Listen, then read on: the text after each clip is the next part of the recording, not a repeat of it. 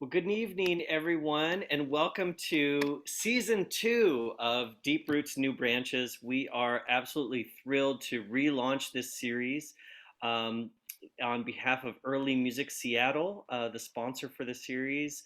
We are excited to embark on another season of explorations of music and culture and history that allows us to embrace some of the things that we love about early music, but also challenges us to widen our understanding of what early music was and is, and how it was a conduit for connections and communication between different cultures across the globe and across different continents, and to widen our understanding of the way that musical ideas travel and are shared, just as other types of ideas and culture are shared across different different cultural interactions. And tonight we have a very special program called Journey of the Oud, Birth of the Lute. And in this program, we will trace the parallel stories we'll follow the story of the oud, and we'll learn how one branch of the oud story is its development as the lute in Europe, while its own development parallels in Western Asia and other parts of the world. And we have two really special guests. I want to introduce first Dr. Adam Berson. Thank you so much for being here with us, and especially like at 10 p.m. at night in your time zone. So thanks for being a night owl with us. Thank you for having me. I'm It's used to it. I spent all last year in Turkey, and I've been staying up late to keep on time zones with everybody else for a while now. So so yeah, so just another day for a globetrotter, I guess, right? And Dr. Beerson joins us from New York, where I'll turn to him to share with us in just a minute his experience in terms of the work that he's doing as a musicologist and as a music professor, and to hear more about his projects that, as he just alluded to, straddle different countries and different parts of the world. I also want to say hello and welcome Early Music Seattle's own executive director and my compadre in music, a fellow member of Trio Wada Levine, Gus Denhard. Gus, so great to see you. It's great to be here, and especially to talk about this subject. Absolutely. And you know, uh, Gus, when we first met, it was for me like a crash course introduction to the European lute, which I knew some things about, but I knew, in some ways, I knew a little bit more about the story of the oud than of the lute itself, and how it took shape in Europe over time, and reflected some of the musical sensibilities in that sphere, even as the oud was defining musical sensibilities in a different part of the world. Um, so, in terms of just getting started in introductions, um, Adam, would you tell us a little bit about some of the projects that you're working on, some of the things that drive your interest as both a musician and as an academic, a researcher? yeah, I've been teaching at Hofstra University in Long Island for the last 5 years now. And I just started teaching at NYU in Manhattan this semester. So that's a really good thing. It's been a little bit overwhelming first couple of days, but it's been really nice to join that faculty as well. I do work in two regions. I do music theory for Western classical music, and I specialize in the music of Joseph Haydn, so 18th century classical music.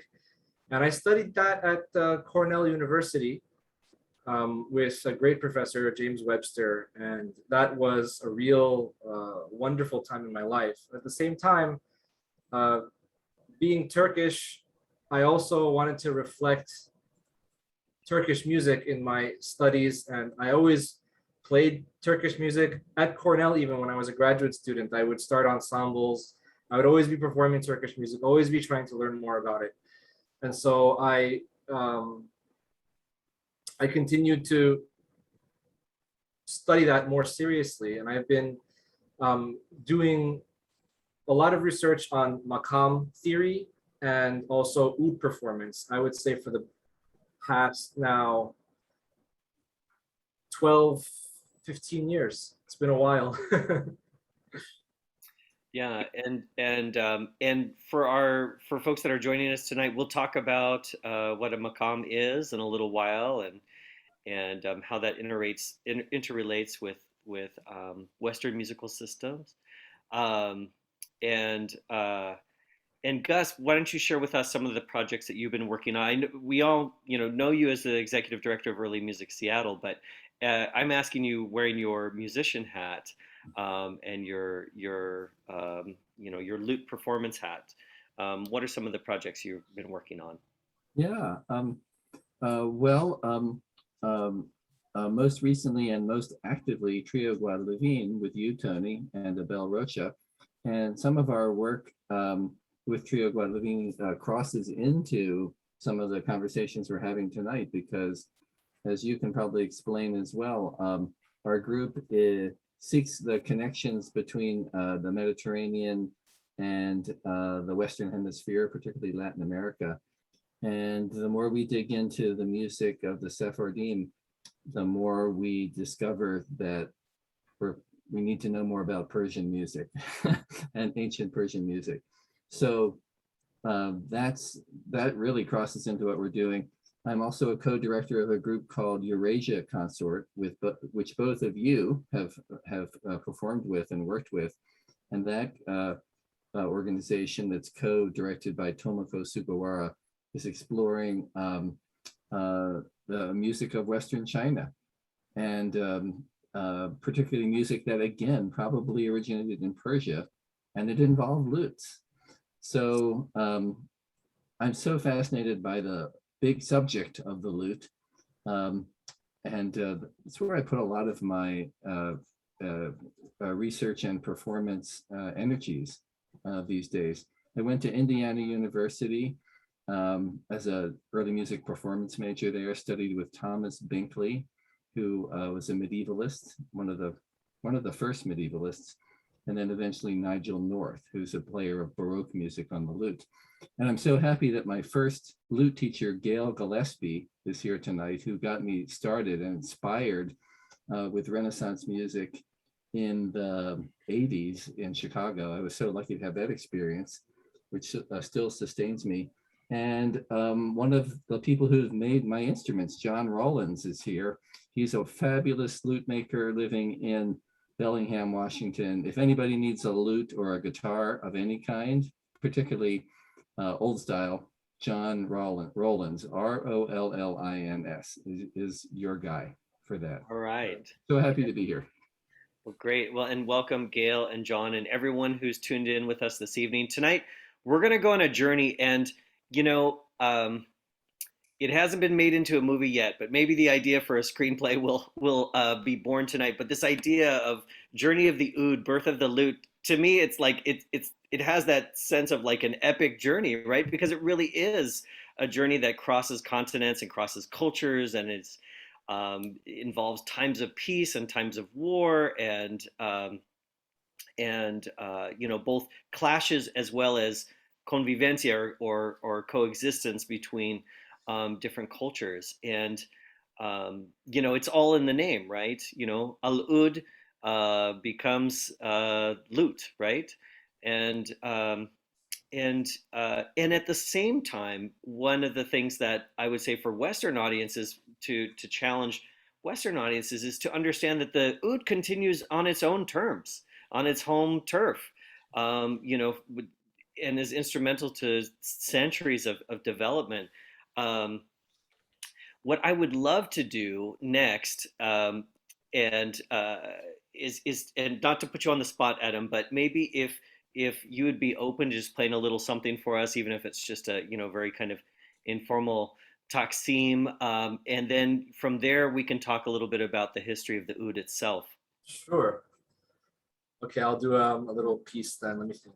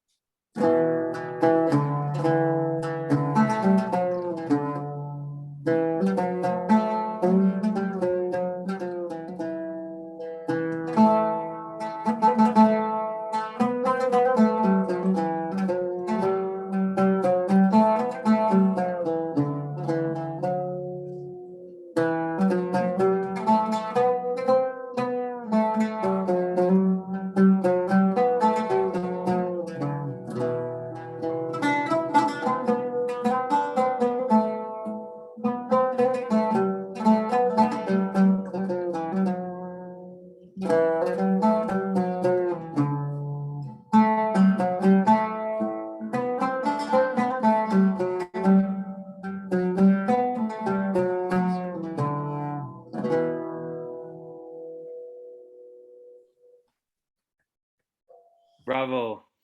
Thank you so much. That was one Hane and one Teslim from a Ushak Saz Semaisi from Salih Dede. Beautiful, beautiful. So beautiful to hear you play again. And I'm so spoiled because I've heard you play, in person. We've been able to play together, which has always been a joy.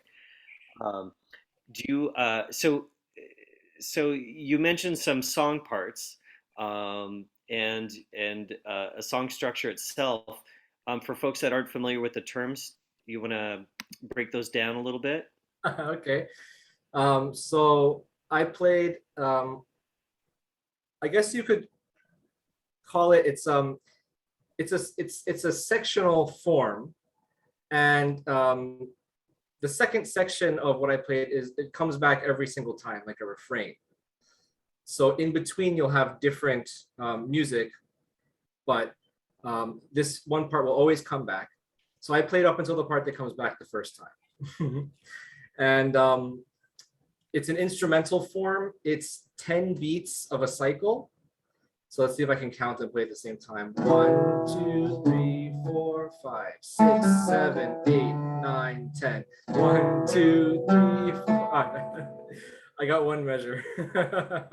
Well, and that is, I mean, that's I mean, I think that's what's wonderful, and also shows, I think, folks the kind of the complexity of the structures themselves and the cycles, which can vary and are very, mathematically complex. Um, and For a contrast, before we continue our discussion of the history of the oud in particular, I've asked folks in the chat to share what they notice about the sound and the appearance of the oud, and to drop those into the chat. Um, and Mary Kay says lots of kind of quivering tonalities, no frets. And it does not look like double string, but It is. it, Now when you hold it up close, we can see. Yeah, yeah, only this string here is single chord. All the rest are double.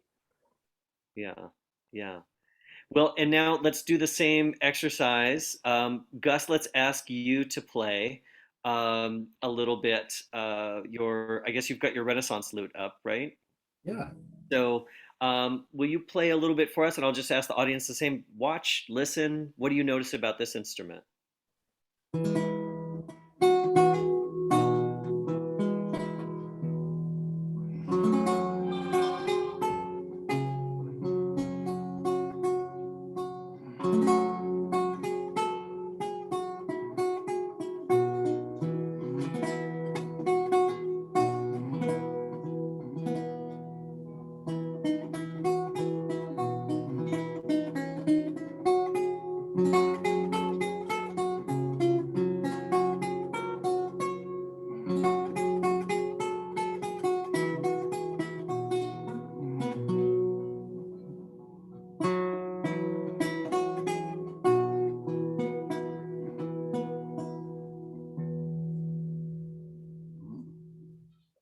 Thank you, Gus. Bravo.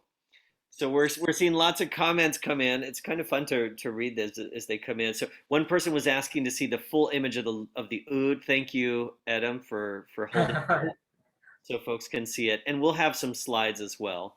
And then we have Lute Vision from Gus. So oh yeah, why don't you show the backs of the instruments, guys?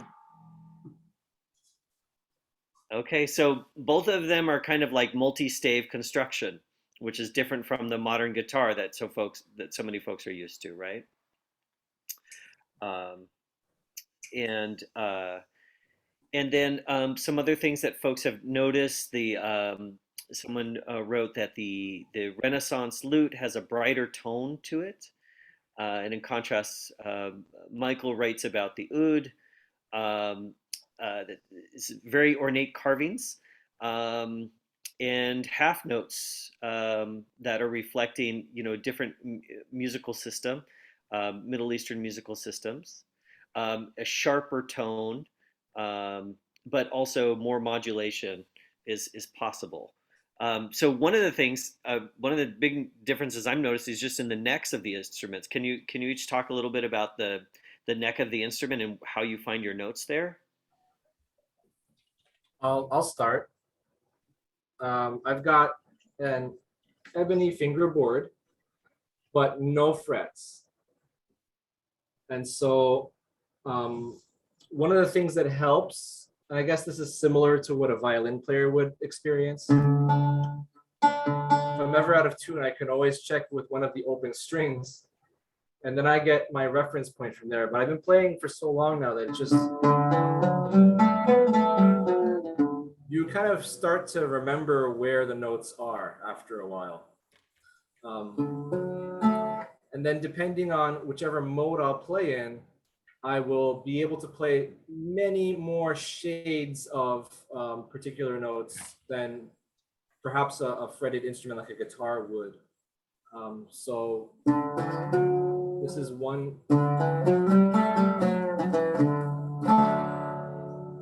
mode, but if I change the mode,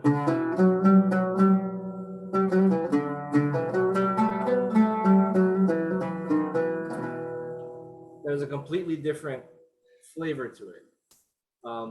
And then there's modes that can go up high. So this one.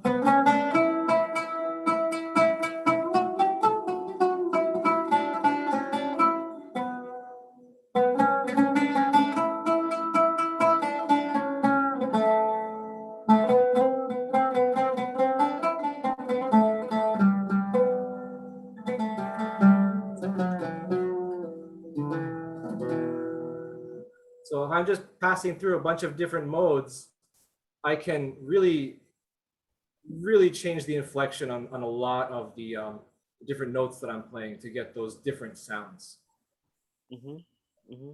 And it's interesting too how each instrument, and we'll talk about it in a moment, the history and the development of the instruments, but how each instrument kind of reflects a different kind of um, perspective or worldview with regard to tonality and how tonality locks in different musical systems. So Gus, walk us through one more question. I'm sorry, one more question with the lute with the oud that came through in the chat. Three sound holes or one sound hole and two carvings? These are holes, but this is obviously the main sound hole where most of the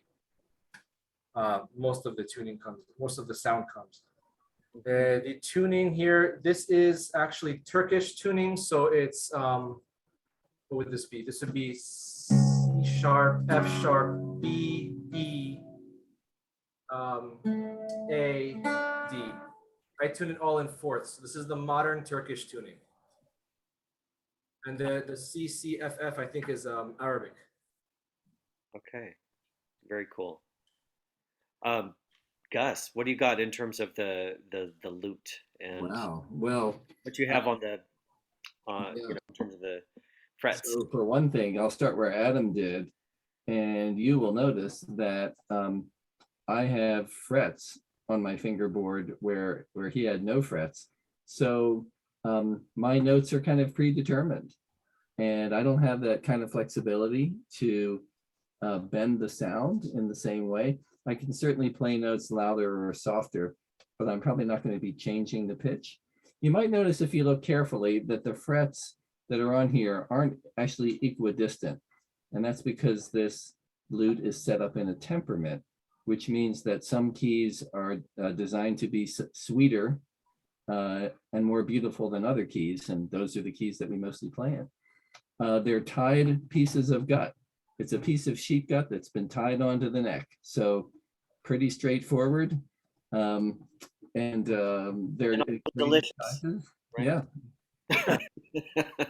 So not for the faint of heart. Later. Yeah. And if I just had something, probably the audience is pretty familiar with the tonal palette of what the lute is doing, because it's the Western, what eventually became Western classical music and classical guitar. All of those conventions are in the music that I play. Right now is playing a piece from the later Renaissance. Gail Gillespie, my teacher, pointed out, it's Go From My Window. And the way we structure our music, at least at this period of history, is there can be a tune that is stated, maybe it's 8 measures long, and then there's a variation. And then there's another variation, and that can go on for as long as the player is willing to be creative. That's how we make a long form in Renaissance music. And almost every note that I play on my lute is accompanied by another note somewhere. So lots of chords, or maybe 2 voices.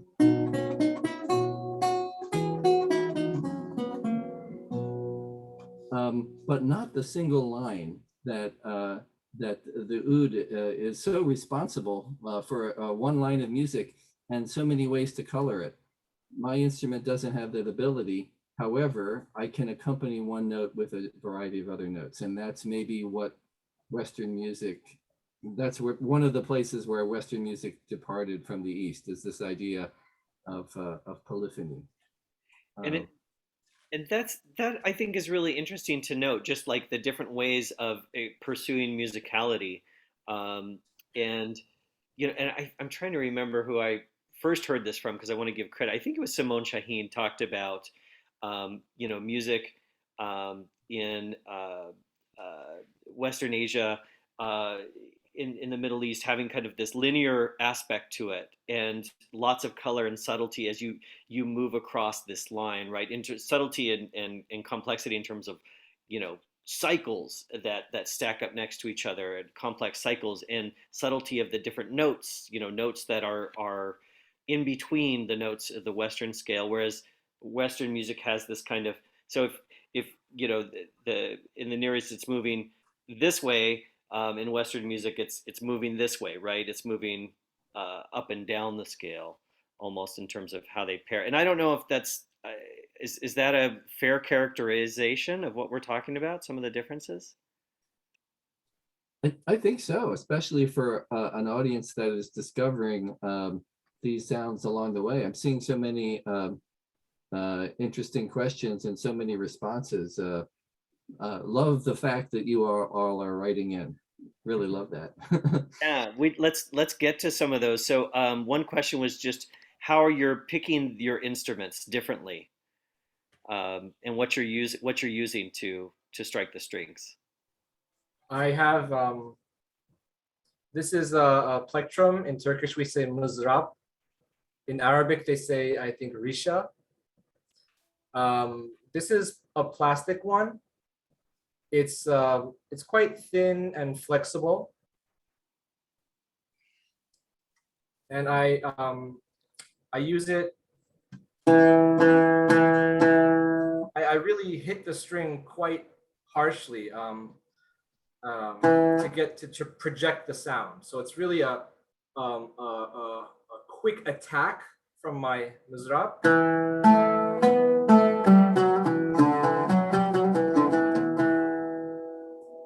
And I'm trying to project the sound, because if I played softly, you wouldn't. If I was playing with a group on stage, you wouldn't hear that. So I have to really whack at the string with the plectrum in my wrist. And how about Yeah. you guys? How are you playing? I do my fingertips. Right now I have some nails because I'm playing a guitar this week. But ordinarily, if I were playing the lute, I'd play with the flesh of my fingers. There's no pick guard on this lute because I'm not really contacting the top of the lute in a percussive way, and it's more like a gentle pluck where I kind of push the flesh into the string and release it, and I get the sound that results from that. Using independent fingers, because we're going to need to play more than one note at a time. My thumb spends most of its time in the bass, and the rest of the fingers are assigned to the upper part of the instrument. Another question in the chat is about why are the oud and the lute with a bent oh gosh, what's the term? A peg box? Yes. Mhm. In contrast with the guitar. I'll give the standard answer is so that it will fit in the case. But what's really interesting, and that's it, Adam, you may know more about this. I'm not sure anybody knows exactly, but what I find really interesting is that here's an instrument that was being played in Europe, probably in Italy, and then this same instrument and these same designs for the roses go all the way up through the time of Bach. But the designs are borrowed from the Middle East. They're related to the designs that Adam has on his oud. So some element of the East is like part of the ethos of the lute, even when it's in Western hands. And I don't really understand that. Oh, and we have a luthier on our event tonight, Roberto Bonacorso, who makes cuatros, Venezuelan cuatros, is here with us, and he's talking about the angle to help prevent the string buzz. And I think it's interesting too to note that this design feature is something that is, like the rosette on the sound hole is like something that carries directly over from one culture to the other. And I can't help but think about the aesthetics of visual art in the Muslim world, and the role of geometry in that artistic tradition, and how that figures into the oud, and then as well into the lute and even the Baroque guitar. And geometry and nature too. And this is part of it. I mean, you can see little flower designs, and they're set symmetrically in a geometric pattern. And Carrie asks, Adam, would you repeat the name of the plectrum in Turkish? Yes, it is mızrap. I typed it into the chat for you. Excellent. And also there's a comment noting how a lot of these aesthetics, they're transferred from Western Asia and North Africa into Europe, but they don't stop there. The journey continues into the New World, and the designs of instruments in the New World. Well, let's talk a little bit about. I mean, I would love to talk about what. I have a lot of questions, so I mean, I don't know if anybody knows the absolute history of the oud. There's like modern instruments where we are like, okay, well, it was made by so and so in this year, but the oud is definitely deeper in history, and so can we kind of address a little bit of that history, and then address that point of contact between the two different parts of the world where we see the oud and the lute? Yeah, I think that I mean, the oud, it's again, like you said, it's impossible to pinpoint an actual date, but we start to see a really highly developed sense of the instrument, its design, and its function in medieval Islamic music theory around the 8th to the 9th centuries. So there's many of these people that I'm mentioning were Islamic scholars, but music was part of one of their many areas of expertise. and they contributed a lot to our understanding of pitches and rhythms and the way strings work. So Al-Kindi in the 9th century is credited with certain, and I'm not sure exactly what, but certain design advancements in the oud construction. So we know that by then we have an oud and we have a pretty advanced version of it. Farabi, also one generation later from Al-Kindi, so he's in the 9th and 10th centuries. He writes a famous treatise on music where he's talking about the origins of musical sounds, and he talks about the different maqams, which are the little melodies and the different notes that I was playing, like the way that those notes relate to one another. He was one of the first to write about that system. And he was an oud player. And part of his theoretical thinking was to devise the different intervals by dividing the strings on the oud. Also, he would write about the different psychological effects that different maqams would have, or different strings on the oud would have. I forget. There was 5 strings, and there were the different temperaments in the body. So one of the instruments was more like black bile or something like that. I forget exactly what they were, but they associated the sounds of the oud strings and also of the maqams with the human temperaments. Yeah, yeah, and I'm seeing lots of questions here, which I want to acknowledge, and we will circle back to. In terms of what you were sharing, Adam, I'm also thinking about how the 7th through the 9th centuries, there were some significant things that were happening in that time. Principally the the founding and flourishing of Baghdad, and specifically the House of Wisdom, which was kind of like this amalgamation of different scholars. Whether it was actually a formal location or anything, what we do know is that there was massive patronage of scholars in kind of the seat of the Muslim world, and because of the breadth of this world, they were able to connect ideas, in Greek writing with Hindu ideas, and ideas from all corners of this world connected. And so that's really powerful. And I'm also thinking about, this is also the time frame of the establishing of Al-Andalus in southern Spain, the Muslim caliphate that was based in Cordoba. And Michael mentioned in the chat Salamanca specifically, but this idea again of this term that we use, convivencia, which is like the coexistence of these different religious traditions and different cultural traditions of Muslim, Jewish, and Christian scholars and culture bearers, and among them musicians. And I think, by today's standards, we think of music as kind of like, in modern education, we kind of put music as like, okay, here's an extra, right? Like, get through your reading, writing, and arithmetic, and then here's music. But in the medieval Muslim world, and in the earliest Western universities that were shaped by this this Sabium Arabum, is music is right there. It's right there with different forms of math and rhetoric and so on.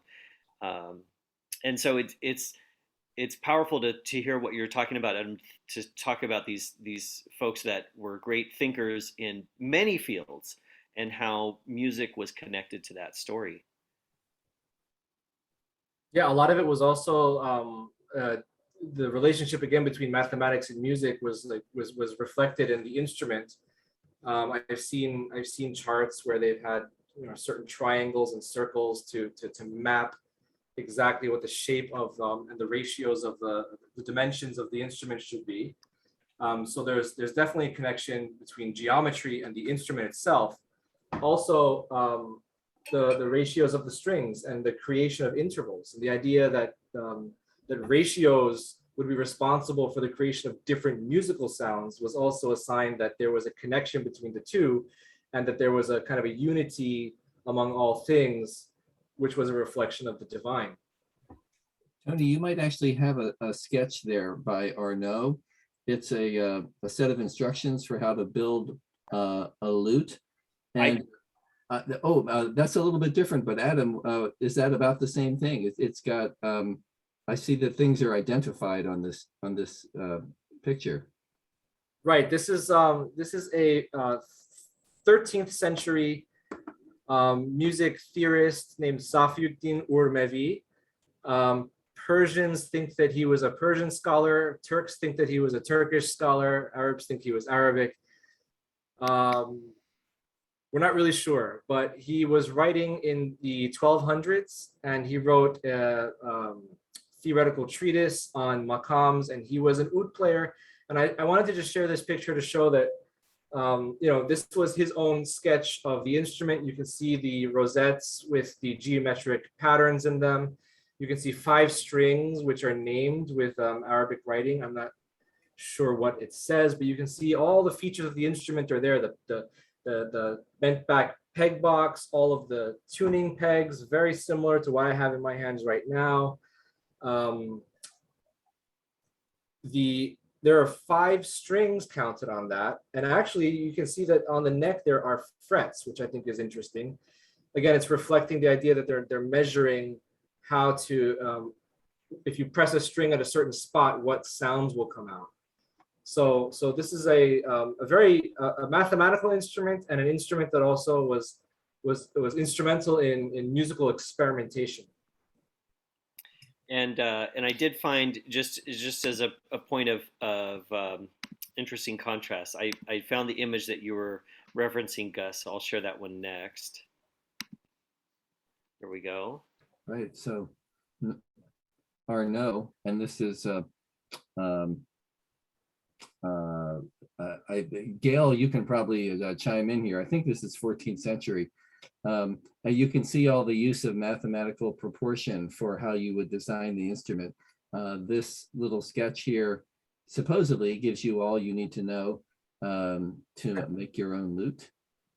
And there's also, I didn't share this image with Tony, but Adam, you probably have seen that Farabi picture of a lute, again with the descriptions in Arabic. Or Farabi is the 9th and 10th century. So this is going back. These oud diagrams have quite a tradition. It goes back, at least to the 9th century. Great. And Gail says Arnaud is 15th century. So yeah, so where did Arnaud get this information? Well, from the East. I did, Adam, I think you did send a picture of Farabi, so you guys should see my desktop. It is so full of stuff. Picture of Farabi. I don't think I had his oud. I couldn't find a good quality of it. Yeah, but here we go. Here's an image of the scholar. Yeah. Yes. And again, when you hear about these books and they're always written in Arabic, that's because, as you mentioned, Baghdad being a center of knowledge, Arabic was like the scholarly language at the time. So a lot of people say that Farabi was actually Turkish. And one of the things about this picture that reflects that are the eyes, right? Which indicates that he was from Central Asia, which is where the Turkic tribes would have originated. And so that's one of the depictions of these people are also kind of political because everybody wants to claim them for their own. But if all of these writings and all of these people you hear about, Al-Kindi, Farabi, Urmevi, they sound like Arabic names, it's because, well, they officially would present their works in the Arabic language, but they were many different ethnicities at that time. And that's a powerful reminder too, and we see that in Europe as well, where where a name like where names basically become fit to the culture where they're being referenced, right? Right. I was thinking of Maimonides, and I want to address some of the questions in the comments because there's lots of great questions. There was a question about wood choice. There is a question about explaining what a maqam is and how does that relate to something like a mode. We talked a little bit about medieval Spain that was in there. Number of strings. So pick your poison. Okay, well, I'll share a little bit about the wood. I think it's an interesting topic. This back here is made of yew wood, which is a soft wood. I chose it because I liked the unique sound that it gave my instrument. This is not the most common choice for Turkish ouds. Mostly you would find walnut. Walnut is going to be a dark brown, and the sound is much stronger and brighter. But this one has like a sweeter, softer tone, which is why I wanted to get it. And I like the nuance in it. So the back of the instrument affects the sound quality because of the character of the wood. If it's a harder wood, then it's going to give a stronger sound. And Gus, what's the back of your lute made of? It's made of yew. This is called shaded yew. And again, Gail can probably say more. If you're seeing several colors, it's not because they're different pieces of wood. It's because of the way the tree grew in relation to the sunlight, and it's then cut in that way so that you get two colors. And so this is my first instrument, so I didn't know any of the details about the makeup of the instrument when I bought it, but I do love the sweet sound of this instrument. Top is made out of spruce. I don't know if that's similar to the oud. Same. Another thing that happens is this spruce top is very thin, and it's like it projects the sound. So the quality of the sound is produced from the wood in the back, but this acts like a microphone. You can hear if I tap on it, you can hear the sound resonating. So the thin spruce wood here is going to do that. And then I can't obviously do this, but if you were to open the oud up, you'd see a recipe from each maker, which is unique to that maker, of braces to support and shape the sound the soundboard makes. And same for the lute. I think one of the things we're realizing here is these instruments have more in common than they have a difference. And I actually like that metaphor. I like that metaphor when talking about music and collaboration and understanding. Yeah, lots to chew on there for me. And so how did the two worlds become connected? Do either of you want to talk a little bit about the oud's journey into Europe in the Middle Ages? Well, you mentioned it, Baghdad and then Cordoba being the two sort of centers where this migration took place. I think that's there were musicians that would go from Baghdad to Andalusia. And so the famous oud player that went there is Ziria. I forget exactly which century he went. Maybe Tony, you can fill that in on me. But he travels there, and he was a really influential person as an artist and a musician, almost like a personality. So he really impacted style and fashion at the court there. And I think that might be the introduction of the instrument into Spain, which then from there contacted other European peoples. Yeah. And as we're talking about that point, really great comment from Judith here. Judith Cohen, hello, so glad you're here. Get ready, because I think we'll need to have an evening with you as well in this series.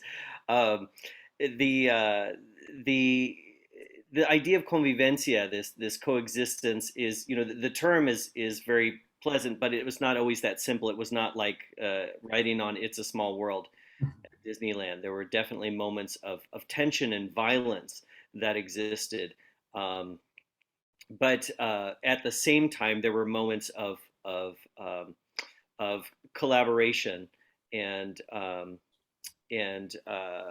moments of exchange that would be, moments that were, again, amidst a larger story that included, all ends of the spectrum. And I'm just thinking about, for example, a historic figure like El Cid, which is romanticized as this Christian warrior, but who in fact, was, fought under different flags in different campaigns. Um, and that the world was very complex. So thank you, Judith, for bringing that up. Um, and then also, Gus, did you want to mention anything about the Crusades? I don't think we've talked about the Crusades.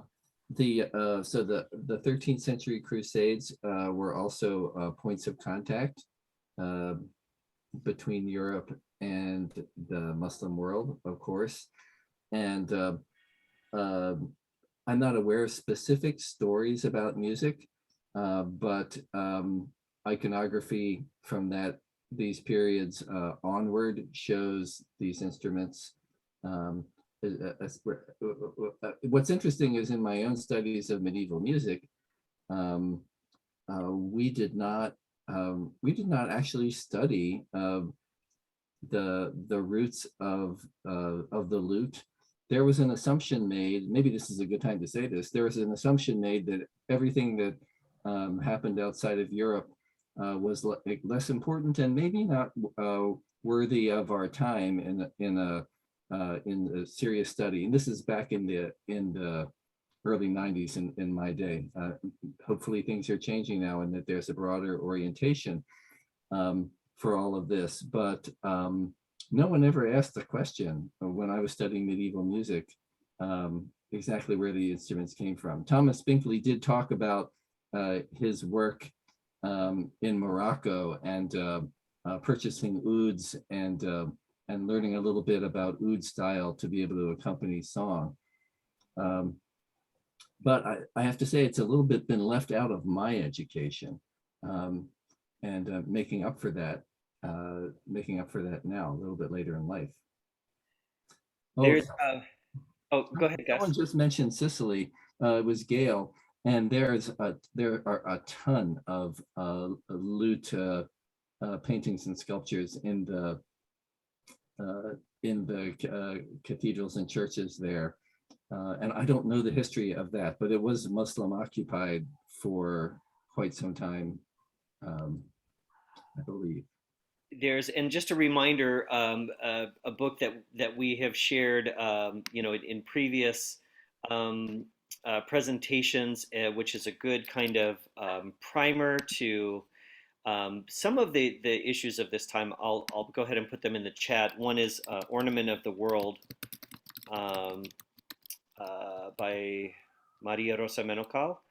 And the other one that I've really enjoyed more recently is God's Crucible by David Levering, I think it is, who really kind of looks at this idea of, how is even the idea of Europe formed from a very, disparate cultures that are constantly in conflict with each other, and how that is in relationship to the Muslim world. And then on the fiction side of it, I'm thinking of some stories by Umberto Eco that include some troubadour type characters that carry ouds with them, or maybe early lutes, and then the series by Tariq Ali that includes In the Shadow of the Pomegranate Tree in medieval Spain, and the Sultan of Palermo, which relates to Sicily, which of course are fictional works. So there's lots of things to study, and we are working on a program about Ziryab specifically for this series. So hopefully later this year, that will be coming out. Time has been flying, and I want to get to some more music. So I want to invite each of you to share some more music with us. I know you kind of prepared some different songs. Who would like to go first, and what would you like to share? Oh boy. Yeah, Gus, do you want to go first? Well, do you want to try to share a video, Tony? Sure, Just that be okay? You could pick, there is some Renaissance, there's one of Renaissance lute playing, Francesco de Milano, that might be interesting because it shows kind of a two-part texture for the lute. okay. I can share that. Here we go. So this is early in the history of the lute. Earlier 16th century, the lute had come from being from a plectrum technique, like Adam does. And here is a two-part piece.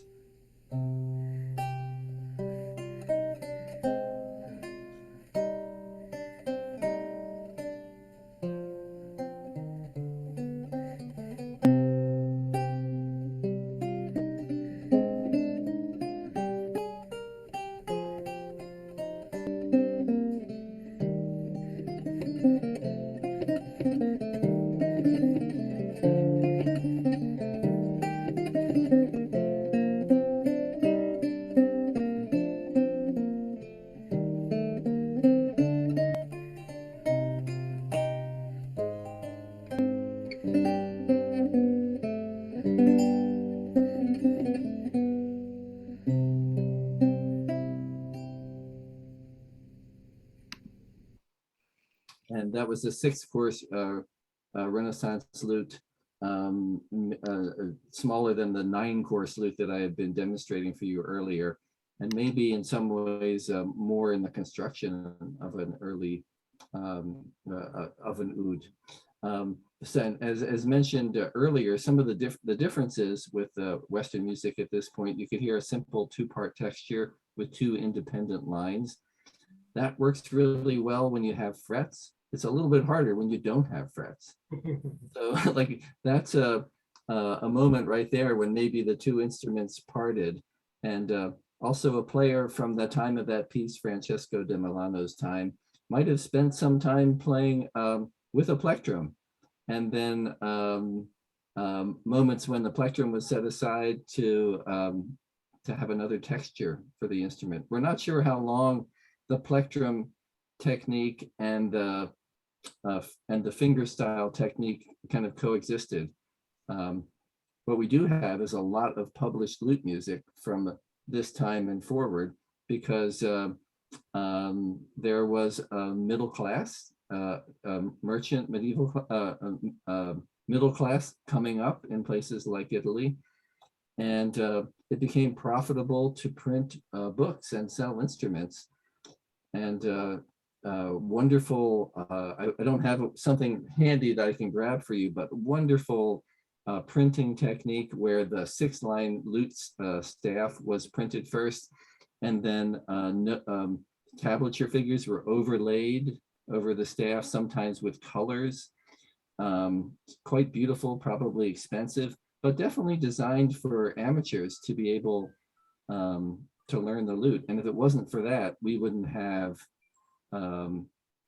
the gigantic lute repertoire that we have of these kinds of amateur endeavors on the instrument.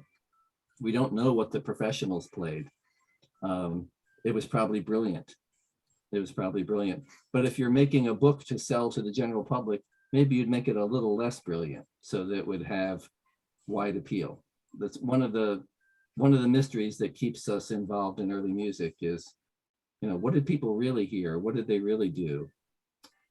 So I'll turn it back over. So Adam, actually, and I know that you brought a Sufi song that you were going to share tonight, right? And actually, before you do that, I wanted to address one of the questions we haven't gotten to yet, and if there is a kind of, I don't know if there is an expeditious way to explain what is a maqam. Okay, let's see if I can do that.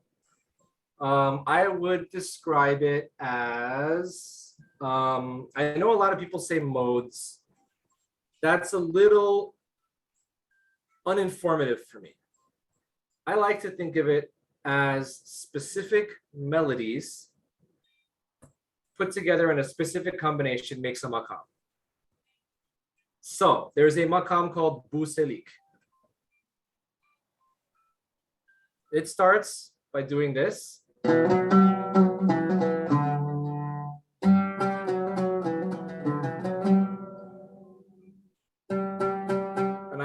on this note. Okay, so each of the melodies that I do starts and ends on a note. So that's my note.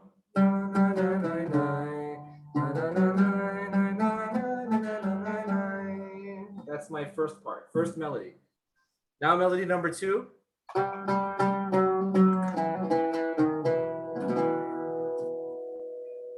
And that's how I end my Makam Busali. So I have to do both of those things. Okay. I can add more things, but whatever I add has to be idiomatic for that makam.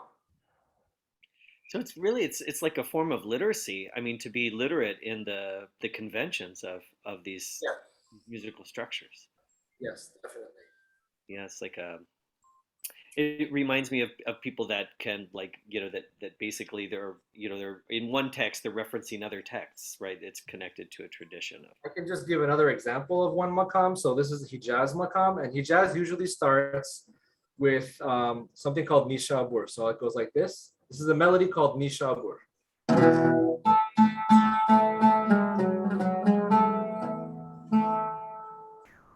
Okay, I started on that note and I ended on that note. Now, part 2.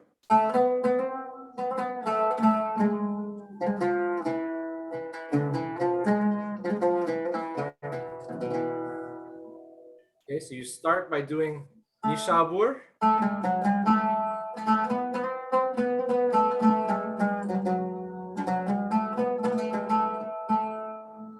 Plus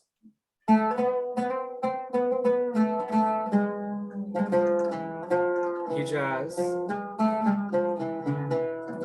and then you end there.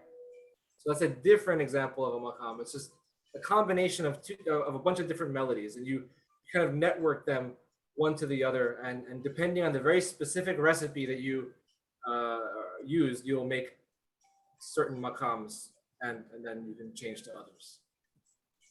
Awesome. And man, I could listen all night. And Really Gail, fun. If you know that, and you can follow along, by the way, you're listening to the music.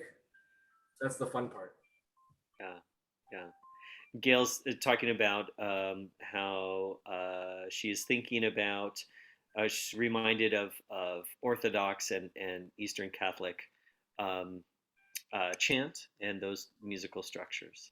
Yes, and that's the same musical system. That's a good observation.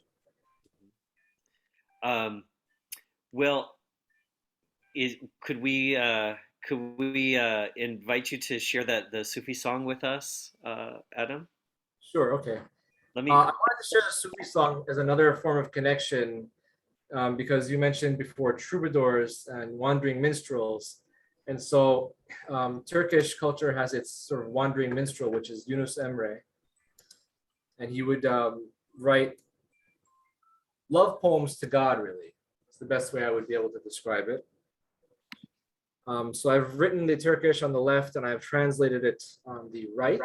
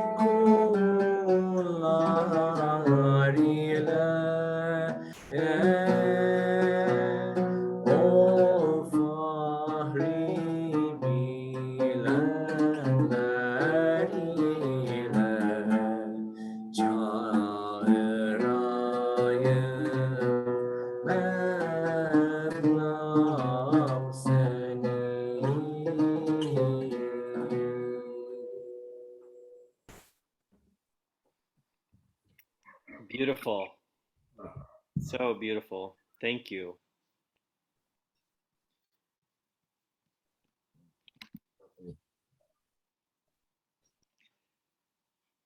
Wow. Well, I know that we could talk for many hours. Realizing that we just got started.